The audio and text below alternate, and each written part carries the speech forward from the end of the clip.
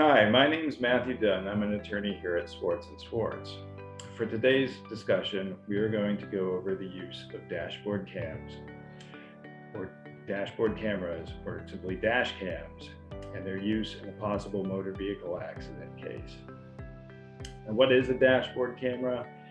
It's a camera that can be installed within your vehicle that can provide uninterrupted footage of your commute. Obviously, this can provide objective evidence in case you are involved in a motor vehicle accident. However, there are some issues to be discussed in terms of whether the evidence obtained can be used as a subsequent trial. First, your use of the dash cam must have been lawful. There are certain rules regulating the use of dashboard cameras.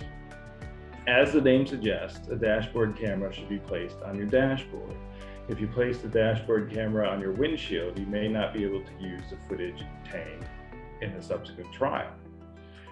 Second, it is lawful to record video in public space, but if your dash cam captures an event which occurred on private property, you may not be able to use that footage in the subsequent trial.